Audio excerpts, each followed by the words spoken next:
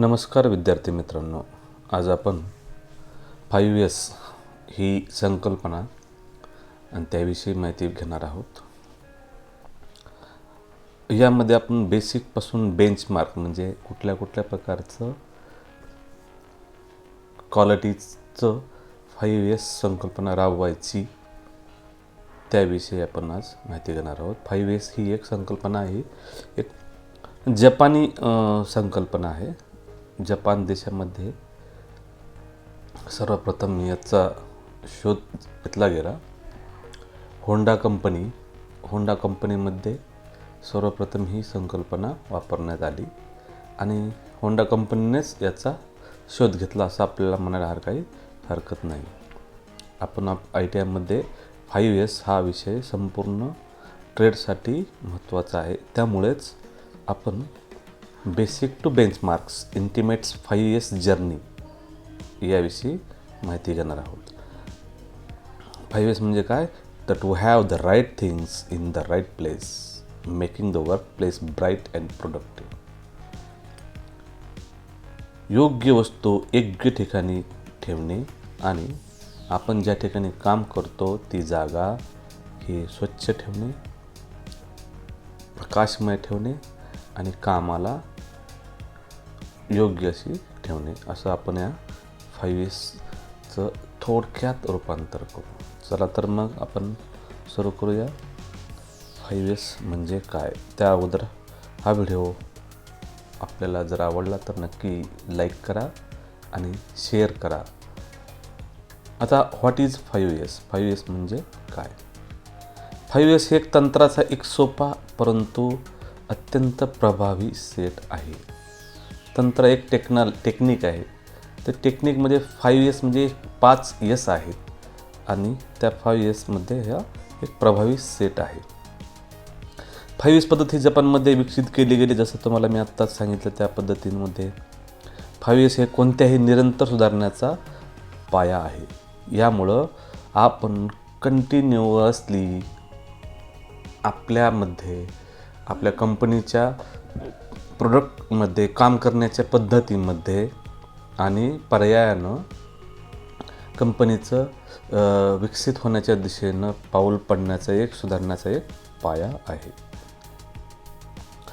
5S म्हणजे कामाच्या ठिकाणापासून कचरा काढून टाकणे. जसं तुम्हाला मी आता सांगितलं, चांगलं कार्यस्थळ, संस्था, मानकीकरण, व्हिज्युअल कम्युनिकेशन आणि हे म्हणजे सामान्य सूचीद्वारे सर्व हे शक्य होते ज्यावेळेस आपण 5Sचा वापर त्या ठिकाणी करत राहू.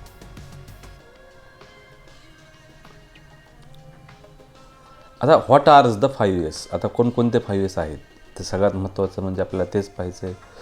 फर्स्ट 5S आहे. 5Sमधला फर्स्ट म्हणजे ह्या जपानीज जी लँग्वेज आहे, जपानी भाषेमधले जे 5 शब्द आहेत जे यसवरून चालू होतात, त्याचंच इंग्लिशमध्ये ट्रान्सलेशन आणि त्याचंच मिनिंग्स आणि तेच संकल्पना संपूर्ण आज जगामध्ये वापरली जाते.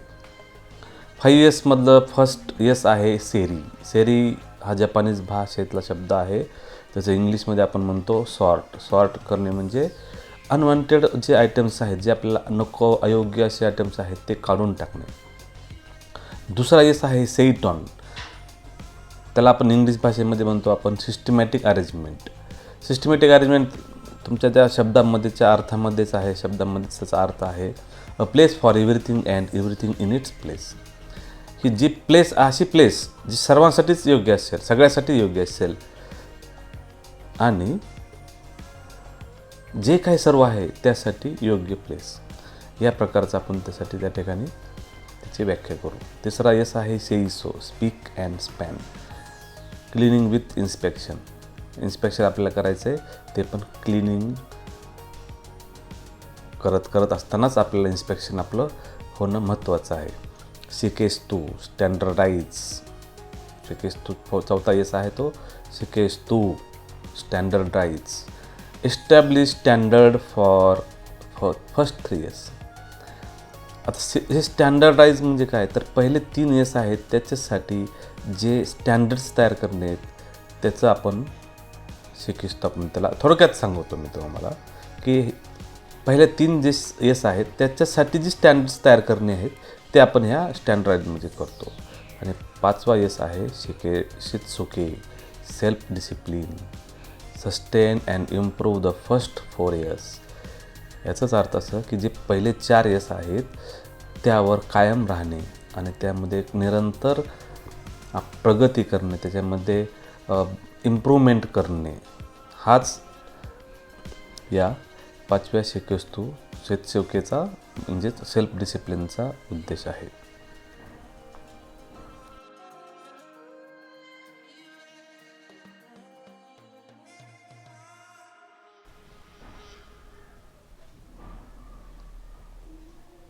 आता सेरी सॉर्ट म्हणजे काय? Remove unwanted items. आता मी तुम्हाला सांगितल्याप्रमाणे सेरी म्हणजे अनावश्यक वस्तू काम करण्याच्या ठिकाणाहून बाजूला काढणे. वेस्ट, स्क्रॅप, न वापरलेले, कमी प्रतीचे तसेच जास्तीच्या वस्तू काम करण्याच्या ठिकाणाहून काढून टाकणे हे सर्वात महत्त्वाचं आहे. मात्र त्यांना कायमचे बाहेर फेकायचं नाही, कधीतरी हे पण उपयोगी येऊ शकतात हे कायम मनात आपल्याला पाहिजे ठेवायचं. आणि रेड टॅगिंग हे एक परिणामकारक व्हिज्युअल मेथड वापरून ज्यामध्ये अनावश्यक वस्तू ओळखायच्या आहेत आणि त्या कामाच्या ठिकाणावरून फक्त काढून टाकायच्या आहेत, कामाच्या ठिकाणावरून काढून टाकायच्या आहेत, कायमस्वरूपी काढून टाकायच्या नाहीत, ज्या कधीतरी आपल्याला नंतर यूज होऊ शकतात. रेड टॅगिंगमध्ये जर तुम्ही पाहिलं तर यामध्ये सर्व अनावश्यक वस्तूकडून एक विशेष एरिया, ज्याला आपण रेड टॅग एरिया म्हणतो, त्या ठिकाणी ठेवणे. रेड टॅग एरिया आहे, आपण एक एरिया आपल्याला त्या ठिकाणी आपल्याला इस्टॅब्लिश करावा लागतो आणि त्याला आपण रेड टॅग एरिया नाव देतो. त्यामध्ये सर्व वस्तू अनावश्यक वस्तू काढून ठेवायच्या. यामध्ये सर्व अनावश्यक वस्तूवर रेड टॅग स्लिप लावायची. रेड टॅग स्लिपवर वस्तू संख्या व टॅग केल्याची दिनांक त्या ठिकाणी असेल. ही पद्धत फक्त रेड टॅग केलेल्या वस्तूचे मूल्यमापन करण्यासाठीच वापरतात. कधीतरी वापरल्या जाणाऱ्या वस्तू अधिक नीटनेटक्या ठिकाणी स्टोरेज करून ठेवतात, रेड टॅग एरियामध्ये ठेवत नाहीत. कधीतरी वापरल्या जाणाऱ्या वस्तू अधिक नीटनेटक्या ठिकाणी स्टोरेज करून ठेवतात.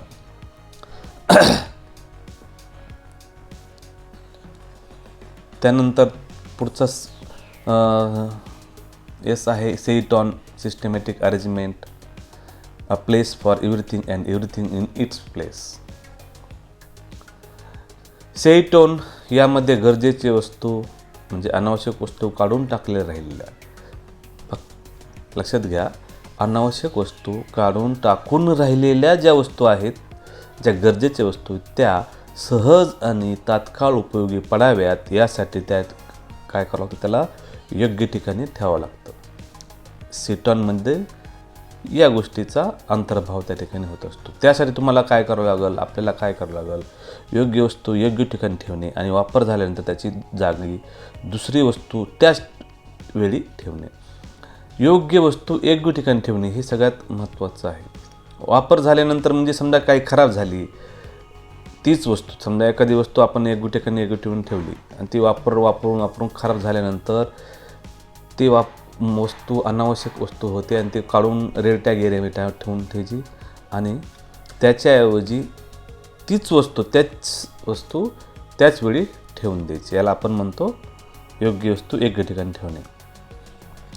दर्शनी भागात इंडिकेटर्स किंवा चिन्ह दर्शवणे हे सुद्धा आपल्याला त्यामध्ये गरजेचं आहे सिस्टमॅटिक अरेंजमेंटमध्ये, ज्यामुळे आपल्याला कळेल की कुठल्या प्रकारचं चिन्ह आहे आणि ते का या ठिकाणी दर्शविलं आहे. ते ज्या ठिकाणी स्टोरेजची व्यवस्था आहे ते ठिकाण सेफ ठेवणे महत्त्वाचे आहे, जेणेकरून कोणीही त्या ठिकाणी जाऊ शकणार नाही अथवा त्याला धोका करू शकणार नाही. हे सुद्धा त्या ठिकाणी महत्त्वाचं आहे. कोणत्याही परिस्थितीत जड वजनदार वस्तू शेल्फमध्ये सर्वात वर ठेवू नये. ही एक सगळ्यात महत्त्वाचं पॉईंट यामध्ये आहे की कुठल्याही परिस्थितीमध्ये जड जी वजनदार वस्तू आहे ती शेल्फ म्हणजे एखादं कपाट असेल तर त्यामध्ये वरच्या बाजूने ठेवायचं नाही. नेहमीच जड वस्तू ह्या खालून चालू करायच्या ठेवण्यासाठी.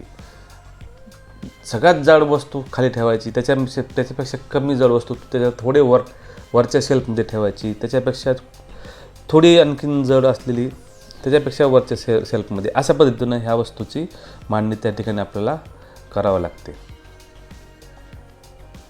सिसो spick and span cleaning with meaning inspection. सिसो यामध्ये काम करण्याचे ठिकाण हे स्वच्छ ठेवण्याचे आणि क्लिनिंग करताना इन्स्पेक्शन करणे हे अपेक्षित आहे. आपल्याला यामध्ये सिसो म्हणजे काय तर ते स्वच्छ करायचं नाही, तर ते त्यासाठी क्लिनिंग करताना आपल्याला इन्स्पेक्शनसुद्धा त्या ठिकाणी आपल्याला करायचं आहे. कमीत कमी 5 मिनिटं तरी स्वच्छतेसाठी देणे आवश्यक आहे. ज्यावेळेस आपण वर्कशॉपमध्ये येतो त्यावेळेस कमीत कमी 5 मिनिटं तर स्वच्छतेसाठी देणं आवश्यक आहे. स्वच्छतेसाठी योग्य साहित्यांची निवड आपल्याला त्या ठिकाणी करायची आहे. तसेच क्लिनिंग करत असताना डॅमेज, डिफेक्ट्स आणि निर्माण होऊ शकणारे प्रॉब्लेम्स यांचंसुद्धा निरीक्षण होणं आवश्यक आहे. क्लिनिंग करत असताना हे सुद्धा आपल्याला पाहिजे की कुठं डॅमेज झालेलं नाही, कुठं वायर कट झालेलं नाही, कुठे एखाद्या मशीनचा पार्ट खाली पडलेला नाही, एखादा बोल्ट खाली पडलेला नाही आणि त्यामुळं समजा बेल्ट लूज झाला आहे एखाद्या मशीनचा, तर तो सुद्धा तुम्हाला प्रॉब्लेम लक्षात यायला पाहिजे आणि त्याचं निरीक्षण होणं आवश्यक आहे. न दिसणारे भागसुद्धा स्वच्छ करण्याचा प्रयत्न त्या ठिकाणी आपल्याला करावा लागतो. प्रयत्न म्हणण्यापेक्षा तो स्वच्छ करावाच लागतो. काळजी न घेता स्वच्छता करणे म्हणजे जास्त नुकसानकारक असते. ही सुद्धा एक सगळ्यात महत्त्वाचं घटक आहे की काळजी न घेता स्वच्छता करणे म्हणजे जास्त नुकसानकारक असते आणि त्यामुळं माझा परिसर विभाग स्वच्छ करणे ही माझी जबाबदारी आहे हे आपल्या मनावर कायमस्वरूपी बिंबवणे आवश्यक आहे. हाच माझाच परिसर आहे आणि हे मलाच परिसर स्वच्छ करायचा आहे, ही माझी जबाबदारी आहे हे लक्षात आपल्याला कायमस्वरूपी राहणं आवश्यक आहे. शिकेस्तो म्हणजे स्टँडर्डाइज. यामध्ये establish standard for first 3 years. यामध्ये पहिल्या 3 yearsसाठी स्टँडर्ड व जबाबदारी ठरवली जाते. कंपनी लेबलिंग, कलर कोड, दिशादर्शक व सेफ्टीचे नियमसाठी स्टँडर्ड आणि प्रोसिजर तयार करते. यामध्ये दर्शनी भागात सेफ्टी चिन्हे लावली जातात व त्याद्वारे परिस्थिती नियंत्रित ठेवली जाते. इस्टॅब्लिशकडून प्रॉपर चेकलिस्ट, जबाबदारीची यादी व वेळापत्रक तयार केले जाते. म्हणजे कुठल्याही प्रकारचे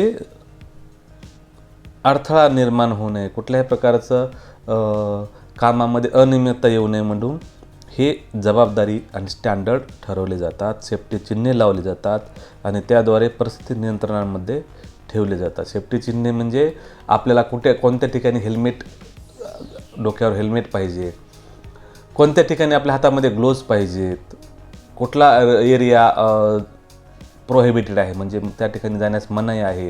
हे सर्व चिन्हे, सेफ्टी चिन्हे हे अशा प्रकारचे सेफ्टी चिन्हे हे लावली जातात आणि त्यामुळं काय होतं की ते अपघात घडण्याचं प्रमाण हे सर्वात कमी येतं, म्हणजे नील या प्रकारे येतं आणि त्यामुळं कंपनीचं काम हे योग्य पद्धतीनं चालू राहतं.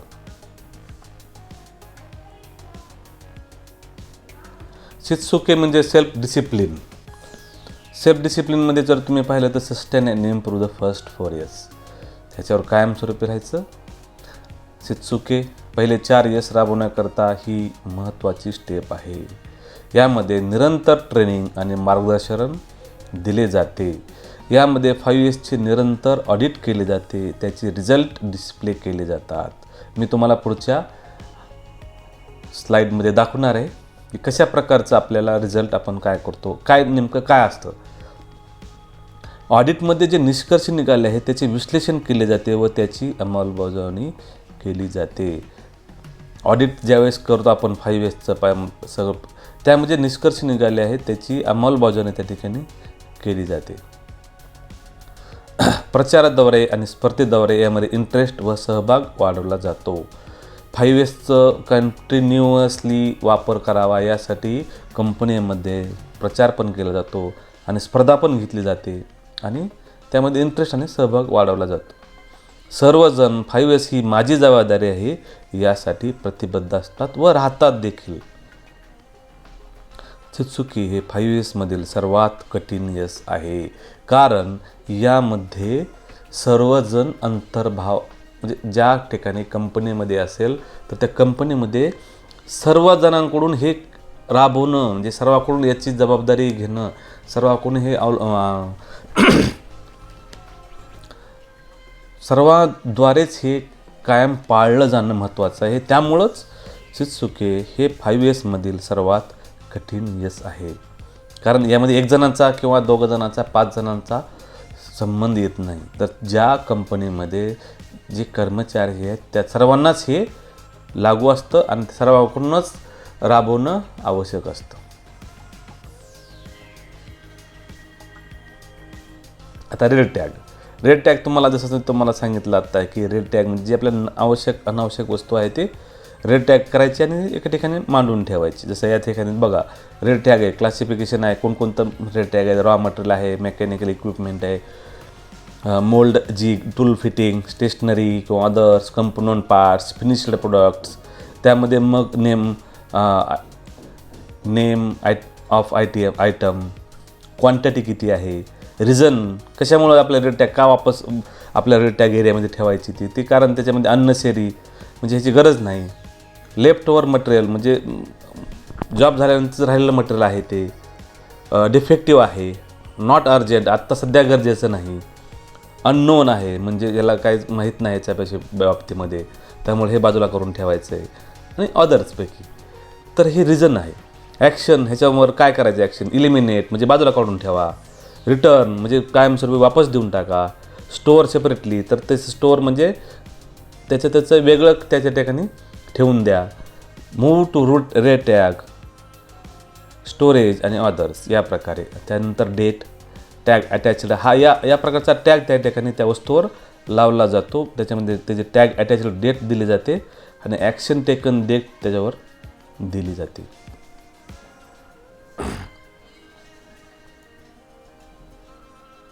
सिरियल नोटीस बोर्ड बघा,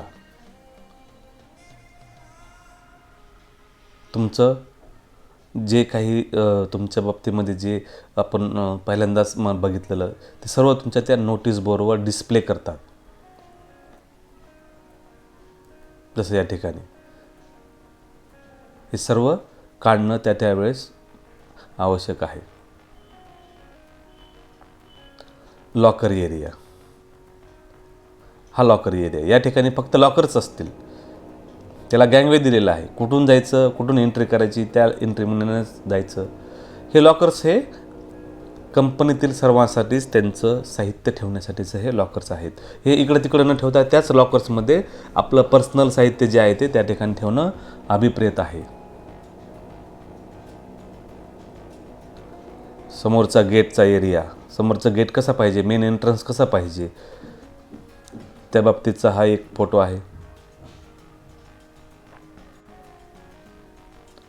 या पद्धतीचा फ्रंट पोर्शन कसा पाहिजे. 5S एंट्रन्सपासून कंपनीमध्ये गेल्यानंतर परत बाहेरपर्यंत हे सर्वापर्यंतचं तुमचं आपलं त्या ठिकाणी 5S प्रणाली राबवलेली असते. हा आपला ऑफिसचा मेन कॉरिडॉर आहे, रिसेप्शन आहे, ज्या ठिकाणी आपण आतमध्ये प्रवेश करतो.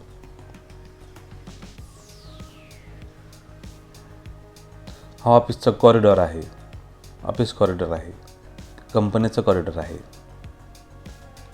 हे सर्व 5Sने काय केलेले असतात तर पद्धतशीरपणे त्या ठिकाणी त्याची मांडणी केलेली असते. वे टू प्रोडक्शन फ्लोअर, ज्या ठिकाणी प्रोडक्शनचा फ्लोअर आहे त्या ठिकाणचा हा मार्ग आहे. अलाराम्स, क्लीन, जागोजागी बोर्ड्स हे यामध्ये तुम्हाला दिसेल. मटेरियल टेस्टिंग लॅब, हे जी वस्तू ज्या ठिकाणी पाहिजे ते तुम्हाला दिसेल की संपूर्ण वस्तू हे पिवळ्या कलरने मार्किंग करून ठेवलेली आहे किंवा की त्यामुळं ती वस्तू त्याच ठिकाणी आपल्याला ठेवायची आहे. फॅसिलिटी ब्लॉक, हा एक फॅसिलिटी ब्लॉक आहे ज्यामध्ये ज्या आपल्याला नंतर लागणाऱ्या वस्तू आहेत त्याचा तो ब्लॉक आहे आणि गँगवेनं दर्शविलेला आहे. कॅन्टीन सर्व्हिस काउंटर, या ठिकाणी तुम्हाला कॅन्टीन दिसेल. कॅन्टीनमध्ये सुद्धा आपण प्रवेश करत असताना कशा प्रकारचे उभं राहायचं, कुठून आतमध्ये या ठिकाणी तुम्हाला दाखवलं. इथून आतमध्ये एंट्री करायची, कॅन्टीनमधलं हे जे आपलं डिश आहे ते डिश घेऊन या ठिकाणून बाहेर पडायचं. 5S आपल्याला ह्याच प्रकारच्या गोष्टीचं लक्षात घ्यायचं आहे. आता लँडस्केपिंगसुद्धा हा एक महत्त्वाचा भाग आपल्याला त्या ठिकाणी 5S आहे. बाहेरचं लँडस्केपिंग कसं असायला पाहिजे, कशा प्रकारची रचना त्याची पाहिजे, जेणेकरून सर्वांचं मनसुद्धा प्रफुल्लित राहणं हे सुद्धा कंपनीमध्ये 5S एक प्रकार आहे. त्याच्यानंतर आपलं जो स्वच्छतागृह आहे ते कशा प्रकारे पाहिजेत याचं हे एक उदाहरण आहे.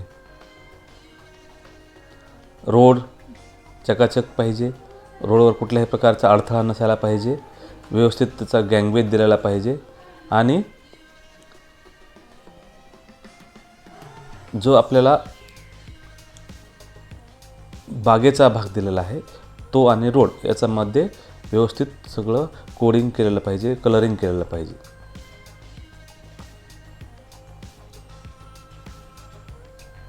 आता स्टेशनरी टेम्पलेट या ठिकाणी बघा तुम्ही, आपल्याला ह्या ज्यामध्ये ज्या साहित्य आहेत, समजा आता कॅल्क्युलेटर आहे, कॅल्क्युलेटर हे तिथंच ठेवायचं. पंच आहे, पंच मशीन आहे तिथंच ठेवायची. त्यासाठी एक त्या ठिकाणी काय दिलेलं आहे तर एक स्लॉट त्या ठिकाणी तयार केलेला आहे. कात्री तिथंच पाहिजे, डिंकाची बाटली, मार्कर पेन, हायलायटर, पुन्हा cutter, pen, pencil, whitener, pen, ह्या ज्या सर्व वस्तू ज्या आहेत ह्या ज्या वस्तू त्याच रकान्यामध्ये जाणे अभिप्रेत त्या ठिकाणी आहे आणि त्यासाठी हे दिलेले आहेत. K16, K06, D17, D18 या प्रकारे. व्हिज्युअल आयडेंटिफिकेशन, जसं तुम्हाला आता सांगितलं, रॉंग प्लेसमेंट. आता हे असं कसंही ठेवायचे नाही. आता हे समजा फाईल्स आहेत तर हे फाईल्स कशाही ठेवायचे नाहीत. ते आता कुठल्याच प्रकारचा रेशिओ लावलेला नाही. तर फाईल्स तुम्हाला काय करावं लागणार आहेत. या ठिकाणी जर तुम्ही बघितलं तर एक फाईल ही खालीवर झाली, इथली फाईल खाली आहे, इथली फाईल खालीवर झालेली आहे. तर तुम्हाला तसं करणं आवश्यक नाही. तुम्हाला हे फाईल हे एकाच रेशिओमध्ये ठेवायला पाहिजे. हा 5Sचाच एक भाग आहे. आता की लिस्टिंग म्हणजे आपल्या चाव्या ज्या आहेत त्या कशा प्रकारचे ठेवायच्या आहेत या ठिकाणी दाखवलेलं आहे. ह्याच्यामध्ये तुम्हाला 1-2 बोर्ड दिलेले आहेत.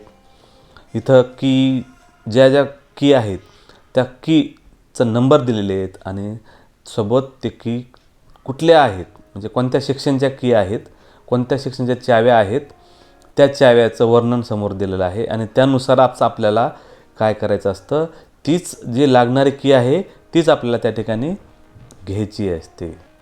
सेक्शन समजा आपल्याला स्टोरेज करायचं आहे म्हणजे ज्या ठिकाणी स्टोरेजचा भाग आहे किंवा रेड टॅग एरिया आहे तर K21 नावाचं एक की आहे आणि ते रेड टॅग एरियामध्येची त्या कुलपाची चावी आहे. ते आपल्याला त्याच ठिकाणी ते उचलायची.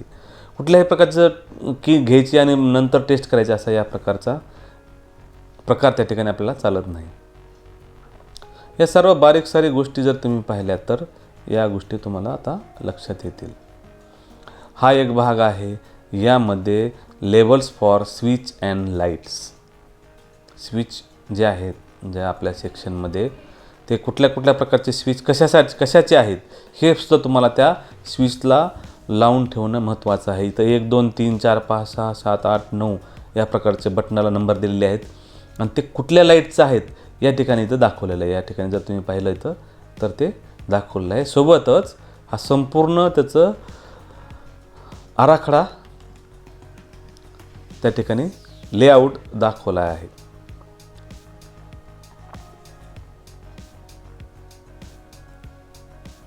मेडिकल सेंटरसुद्धा खूप महत्त्वाचं आहे. मेडिकल सेंटरमध्ये यादीनुसार कोणतं औषध कोणत्या रकान्यामध्ये ठेवलं आहे हे आपल्याला या ठिकाणी माहीत होईल किंवा आपल्याला ते करणं अभिप्रेत आहे, करावंच लागतं. 5S हाच महत्त्वाचा भाग आहे. फिनिश्ड गुड्स पॅकिंग एरिया म्हणजे जे सगळ्यात संपूर्ण पार्ट तयार झाल्यानंतर जे पार्ट्स आहेत ते पॅकिंग करण्यासाठीचा हा एक एरिया आहे. या ठिकाणी तुम्हाला गँगवेमध्ये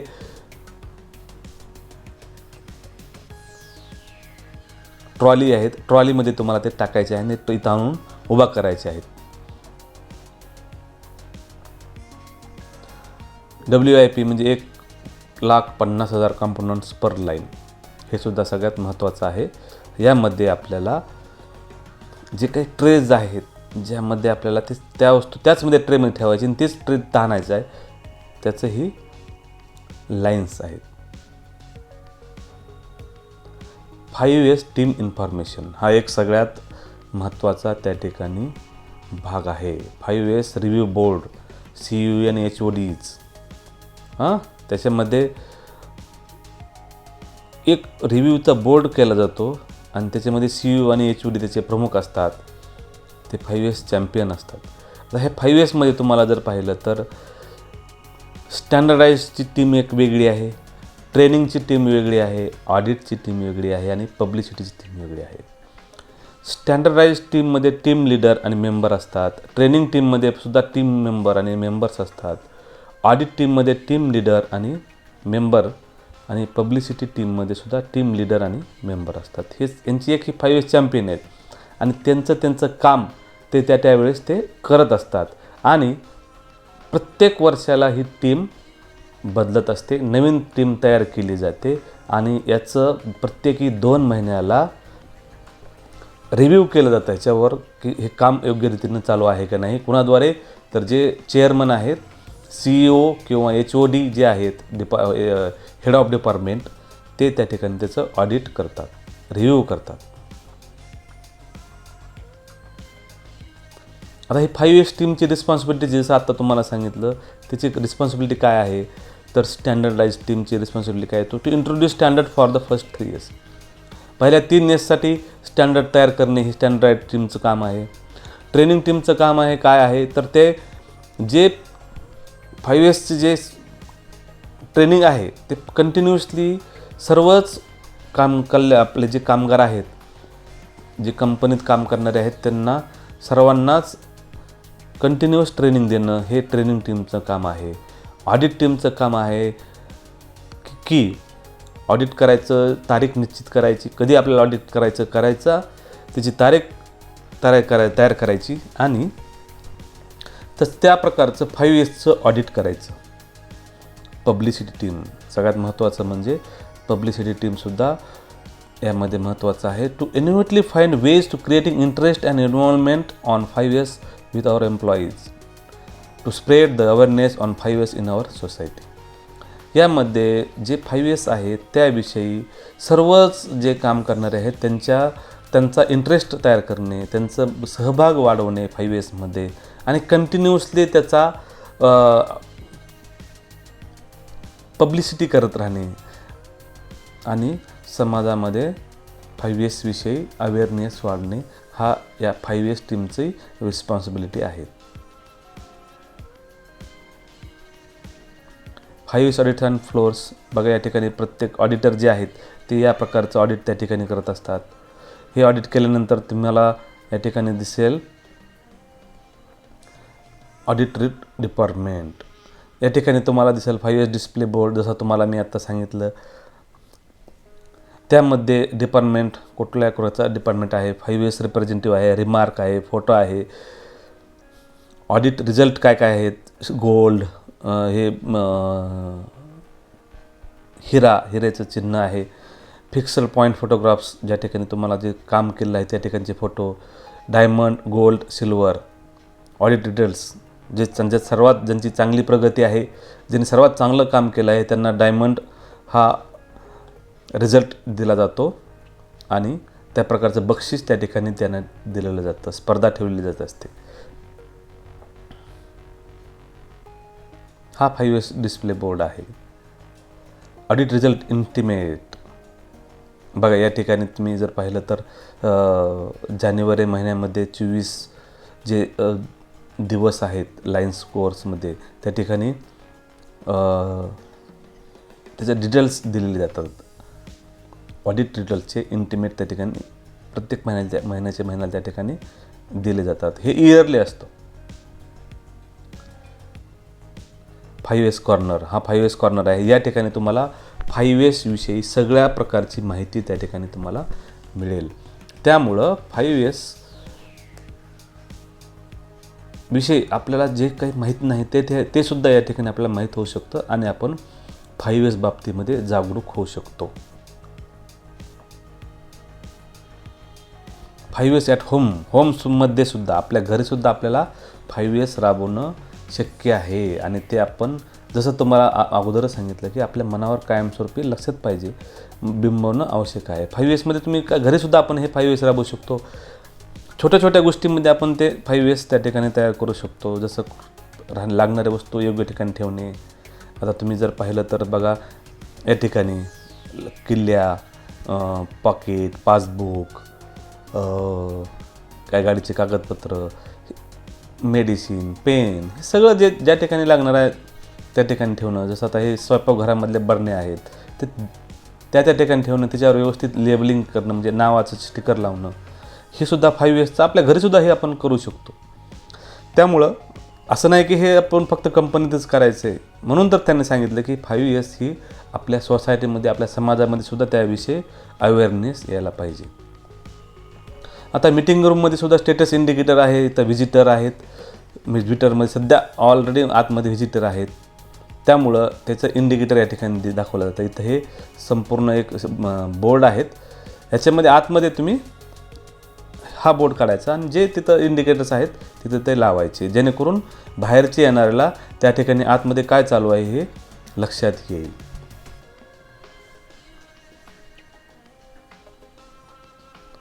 टायगर लाईन, समजा दरवाजा उघडणार आहे तर दरवाजा कुठून कुठपर्यंत उघडणार आहे त्याची ही लाईन आहे. हे सुद्धा 5Sमध्ये दाखवणं अभिप्रेत आहे किंवा आपल्याला माहीत पाहिजे की असं सुद्धा आपण दाखवू शकतो. इलेक्ट्रिक स्विच पॅनलसुद्धा तुम्हाला त्या ठिकाणी माहीत पाहिजे.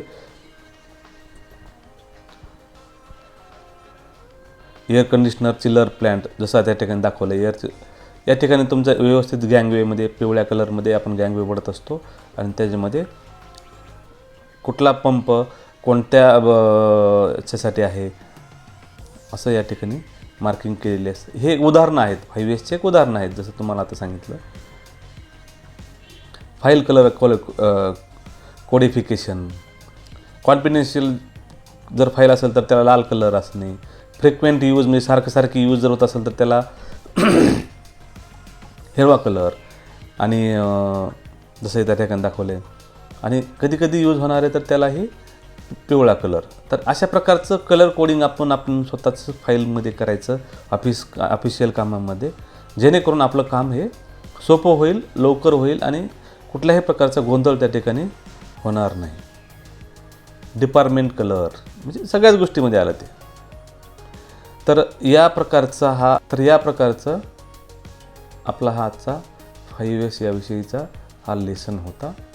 मला खात्री आहे तुम्हाला हा लेसन नक्कीच आवडेल आणि 5Sमध्ये यापेक्षा विस्तृत लेसन तुम्हाला कुठल्याही व्हिडिओमध्ये दिसणार नाही. त्यासाठी हा व्हिडिओ तुम्ही नक्की पहा, मित्रांना शेअर करा, हे चॅनल सबस्क्राईब करा, लाईक करा. थँक्यू.